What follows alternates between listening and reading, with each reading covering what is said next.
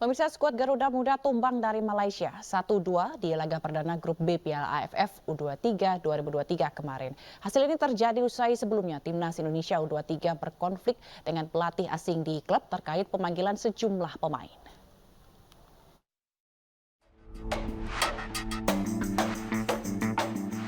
Kekalahan timnas U23 dari Malaysia di laga perdana Piala AFF U23 kemarin semakin membuat panas situasi di tim nasional U23 setelah sebelumnya sejumlah klub tidak memenuhi pemanggilan pemainnya untuk timnas.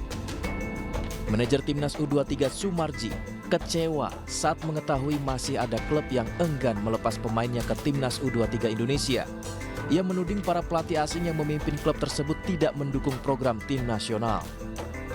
Perlu saya sampaikan pada kenyataannya yang hadir tepat pada hari ini itu 17 pemain.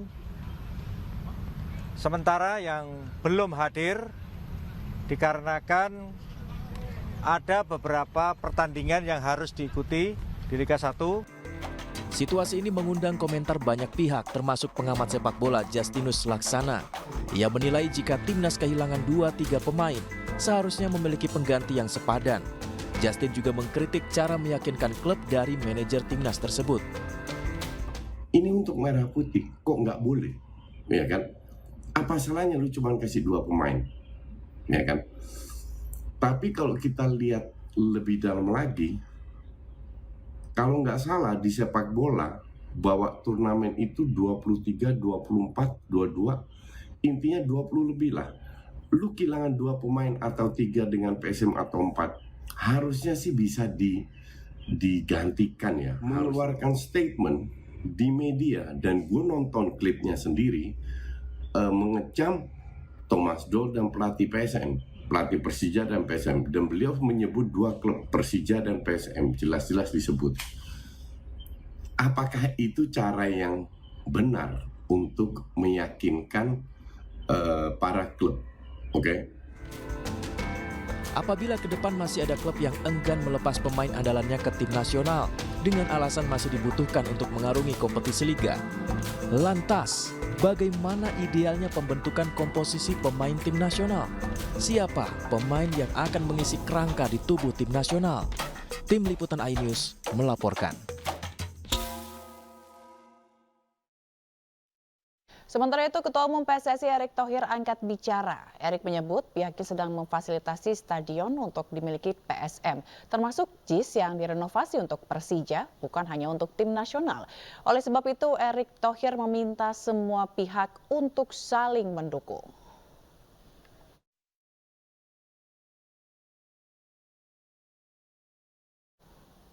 Lalu pemirsa, apa yang sebenarnya terjadi? Bagaimana solusi agar timnas Indonesia dan klub sama-sama bisa menurunkan pemain terbaiknya? Kita akan membahasnya bersama dengan Arya Sinulinga dari Exco PSSI, pengamat sepak bola Akmal Marhali, dan Direktur Utama PSM Makassar Sadikin Aksa. Selamat sore Bapak-Bapak.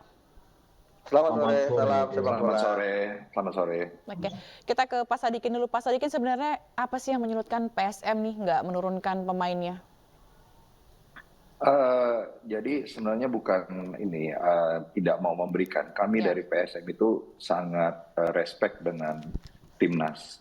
Tapi pada saat kami menerima panggilan pertama, ada panggilan pengumuman dari PSSI bahwa list pemain pertama itu yang dipanggil timnas, nama pemain kami nggak ada. Tiba-tiba yang kedua ada, dan tiba-tiba diminta untuk gabung dengan timnas. Dan sedangkan jangan disalahkan, kami PSM untuk bulan Agustus ini ada 2 tim yang mewakili Indonesia. Bali United dan PSM Makassar itu akan bermain 6 kali dalam 1 bulan Agustus ini. Kami pada saat yang jadwal bersamaan, yaitu tanggal 23, Bali minggu lalu kami tanggal 23 mewakili Indonesia untuk di AFC Cup. Jadi kami pun di sini membawa poin untuk Indonesia, untuk AFC. Oleh karena itu, kami kemarin ada pemain yang cedera, ada pemain yang kena kartu merah, which is kami akhirnya kekurangan stok untuk berlaga di liga maupun di AFC Cup. Oleh karena itu kami menyurat resmi untuk kami tidak bisa mengirimkan gitu loh. Dan kami mohon, bukannya kami tidak mendukung timnas. Tahun lalu kami mengirimkan beberapa pemain kami untuk ikut AFF. Tapi kan jadwal ini kan ya sebaiknya kita bicarakan baik-baik dari awal. Dan mohon maaf, kami yakin kami PSM ini mau mendukung timnas. Tapi mohon dilihat juga jadwal kami. Mungkin agak berbeda kalau PSM tidak ikut AFC Cup. Tapi kali ini kami ikut AFC Cup, di mana AFC Cup itu kami membawa nama Indonesia juga. Baik, mungkin jadi di situ jadwal yang bersamaan dengan AFF. baik. Jadi menurut Pak Sadikin ada miskomunikasi gitu ya antara klub dan timnas? Ya kalau saya melihatnya ada miskomunikasi dan juga kita perlu perbaiki. Stok pemain saya yakin dan kami dan pelatih yakin dengan liga yang bagus.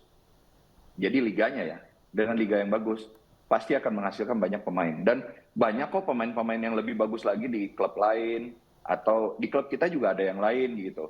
Saya yakin, cuman kenapa harus beberapa pemain aja gitu loh yang ini. Dan saya yakin, dan yang membuat kami berbeda pendapat juga karena sempat Sintayong menganggap bahwa ya ini bukan menjadi prioritas. Nah itu yang membuat kami awalnya merasa ya udah, kami penting juga karena di AFC itu ada poin juga buat PSSI.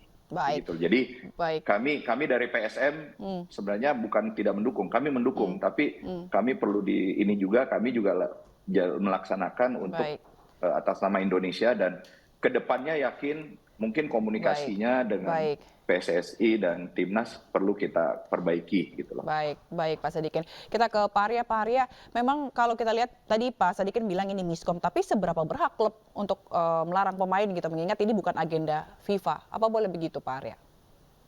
Ini, yang pertama kita harus tahu bahwa yang namanya liga, klub dan sebagainya itu dibuat adalah untuk kepentingan nantinya ujungnya adalah timnas. Karena kan semua itu ya kan, makanya klub-klub pun di bawah federasi, ya kemudian di bawah FIFA dan sebagainya gitu ya. Jadi memang kita harus paham dulu nih bahwa memang klub, liga berjalan, kompetisi itu semua dipakai untuk yang namanya terbentuknya timnas yang baik untuk membawa nama negara. Itu satu ya. Jadi itu prinsip dasar dulu mengenai kenapa dibuat namanya kompetisi klub. Jadi bukan cuma sekedar pertandingan antar klub dan sebagainya, enggak gitu. Tapi adalah ini untuk ujung-ujungnya adalah pembentukan timnas. Itu satu. Yang kedua ya, bahwa sebenarnya teman-teman klub ini ketika kita bikin jadwal pertama kali udah diberitahu nih mengenai agenda-agenda timnas. Jadi bisa dikatakan bahwa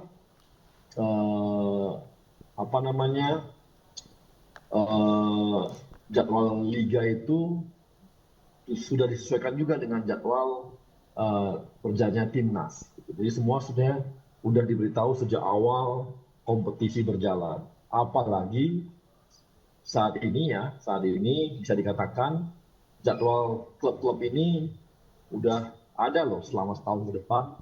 Belum pernah sejarahnya, mungkin sekitar beberapa tahun lalu itu nggak ada yang serapih ini jadwal kompetisi liga, nggak pernah ada itu, nggak pernah ada. Lalu izinnya nggak tahu kapan datang. Sekarang ini udah ada semua loh, sampai akhir kompetisi itu udah ada, jadi belum pernah. Jadi udah teratur gitu ya Pak Arya? Nggak, iya, bertahun-tahun, 10 tahun mungkin nggak pernah kita seperti ini. Ini supporter pun nggak paham nih, ya kira berjalan begitu aja. Nggak, banyak ini yang nggak paham bahwa banyak orang nggak paham bahwa ini udah rapi banget. Jadi disusun sesuai dengan jadwal timnas juga, ya. Nah itu yang kedua. Yang ketiga, orang mengatakan bahwa ini bukan agenda FIFA. Nah harus dilihat sebuah tim itu, ya itu punya langkah-langkah menuju tujuan dia. Sebenarnya AFF ini betul bukan prioritas, tapi ya AFF ini adalah tujuan antara gitu. Artinya ini adalah langkah-langkah kita untuk uji coba, untuk pembentukan tim gitu ya. Memang walaupun nggak target juara, tapi ini adalah bagian dari sebuah uji coba yang kita dapatkan. Jarang loh, sangat susah mencari ajang-ajang supaya yang namanya timnas kita itu punya ajang-ajang untuk percobaan gitu. Apalagi dia bentuknya adalah sebuah turnamen. Nah, jadi AFF ini walaupun bukan prioritas, tapi adalah bagian dari skenario kita, karena habis ini kita akan masuk AFC U23 dan nanti ujungnya Olimpiade loh. Kita udah mulai masuk ke Olimpiade ini sebentar lagi. Nah, ini tim yang ini juga nanti akan masuk. Jadi sebenarnya AFF ini kita pakai sebagai ajang uji coba kita. Walaupun dia bukan sebagai agenda FIFA, sama seperti kemarin misalnya U17 tanding nih di Bali. Itu kan uji coba, karena kita butuh tempat uji coba. Apakah penting? Penting. Apakah itu agenda FIFA? Enggak sama sekali tidak. Nah, itu yang memang kita jadwalkan untuk membuat timnas-timnas kita ini punya ajang ke sana gitu. Jadi ini yang saya rasa ya. Baik. Ini mencuat lebih kepada ya, mencuat karena ada saja sebenarnya ada tiba-tiba ada pelatih lah klub yang teriak-teriak di media gitu. Baik. Yang hanya dirame gitu, disambut sama PSSI yang memang urusan timnasnya gitu. Baik. Jadi kalau tadinya ini nggak rame, nggak ngomong-ngomong di media, kita obrolin sama-sama. Baik, Bung Arya. Baik, Bung Arya. Seperti itu. Yes, baik. Jadi intinya sebenarnya sama-sama penting gitu. Kita ke Bang Akmal. Bang Akmal, ini tadi pemain buat penting juga di klub, penting juga di timnas. Jadi solusinya seperti apa nih harusnya Bang Akmal? Ya, yang pertama ini soal sinkronisasi jadwal tim nasional dengan kompetisi ini juga menjadi masalah klasik ya di sepak bola kita. Hampir di setiap event tim nasional itu selalu ada benturan-benturan antara kepentingan kompetisi di level klub kemudian juga kepentingan tim nasional. Bagaimanapun yang harus kita pahami adalah tim nasional pasti targetnya adalah kita ingin berprestasi terbaik gitu. Dan saya tuh tidak setuju kalau kemudian ada kawan-kawan bilang ini kan Piala Ciki gitu kan. Loh, kita ini bagaimana mau level Asia, kalau level ASEAN-nya saja kita belum serius untuk untuk tampil di sana. Jadi menurut saya ini Piala AFF U23 adalah agenda yang sudah ditetapkan jauh-jauh hari oleh AFF yang dimana Indonesia adalah anggotanya. Jadi kita punya, ini adalah level tempat persaingan antar negara-negara Asia Tenggara gitu.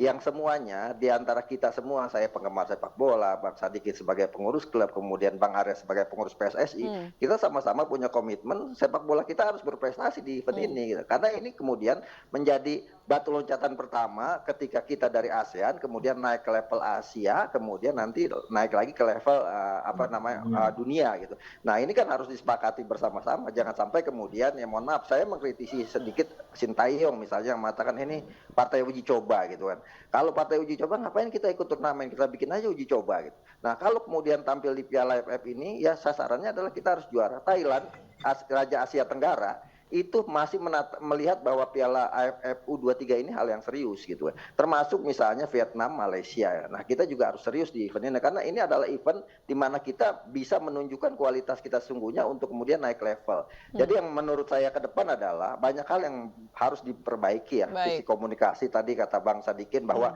harusnya misalnya ada sinkronisasi jadwal di mana kemarin misalnya ribut-ributnya kan diawali dengan ketika para pemain mau dipanggil ke tim nasional, jadwal kompetisinya padat seminggu 2 kali waktu itu kemarin itu kan setiap tim main 2 kali pertandingan sehingga kemudian tim juga berpikir apalagi kondisi sekarang persaingan di kompetisi ini sangat rapat sekali sehingga ini yang harus dibenahi ke depan. Yang kedua, saya ingin menekankan yang kedua, saya juga setuju dengan Pak Erick Thohir yang kemudian mensiasati ada rencana sanksi kepada klub yang tidak mau melepas main tim nasionalnya. Ini harus dibuat regulasinya. Jangan sampai misalnya atas dasar alasan ini bukan agenda FIFA, jadi kita tidak bisa melepas pemain. Ini juga salah. Kenapa? Nanti Asian Games para klub nggak mau lepas pemain karena bukan agenda FIFA lagi. Ini kan repot gitu kan.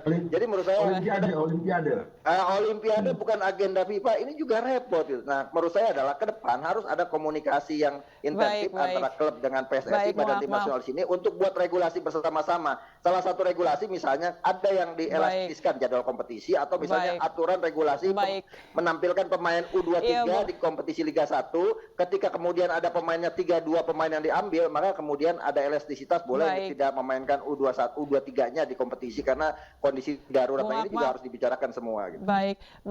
Sayang sekali ini durasi kita terbatas dan berarti itu komitmen ya Bung Sadikin bahwa klub akan mendukung timnas sepenuhnya. Baik, terima kasih Bung Arya Sinulinga, Exo PSSI dan juga Bung Akmal Marali, pengamat sepak bola, dan Bung Sadikin Aksa, Direktur Utama PSM Makassar telah bergabung di iNews Sore. Salam sehat selalu, salam olahraga.